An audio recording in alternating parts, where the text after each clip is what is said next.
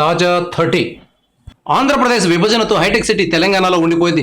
కోస్తాలో చూస్తే ఇంటికో software engineer ఉంటారు. కానీ విభజిత ఆంధ్రప్రదేశ్లో ఏ నగరంలో కూడా సాఫ్ట్వేర్ కంపెనీలు చెప్పుకోదగ్గ స్థాయిలో లేవు. విశాఖపట్నంలో కొన్ని ఐటీ కంపెనీలు ఉన్నా వాటి పరిధి చాలా చిన్నది. వైజాగ్కు పెద్ద ఐటీ కంపెనీలను తీసుకొచ్చేందుకు చంద్రబాబు శత విధాలా ప్రయత్నించారు. కానీ ఆయన ప్రయత్నాలు ఫలించలేదు.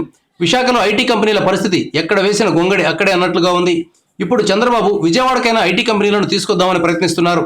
ఒకే రోజు 8 ఐటీ కంపెనీలను ఆయన ఆటోనగర్లోని ఇండివెల్ టవర్లో ప్రారంభించారు. అయితే ఇవన్నీ చాలా చిన్న కంపెనీలు. అన్ని కంపెనీలు కలిపి కేవలం 650 ఉద్యోగాలు మాత్రమే ఇస్తున్నాయి.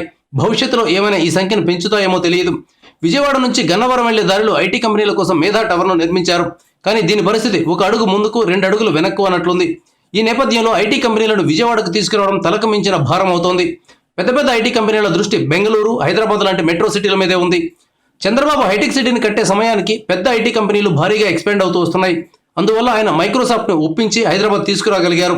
ఇప్పుడు అదే మైక్రోసాఫ్ట్ను విజయవాడకు తీసుకురాలేకపోతున్నారు. ఐటీ రంగంలో ఇప్పుడు పెను మార్పులు సంభవిస్తున్నాయి. గ్లోబల్ కంపెనీలు కొత్తగా ఆఫీసులు తెరవడం కంటే ఖర్చులు ఎలా తగ్గించుకోవాలి, కొత్త టెక్నాలజీలను ఎలా అడాప్ట్ చేసుకోవాలనే దాని మీదనే ఎక్కువగా దృష్టి పెడుతున్నాయి.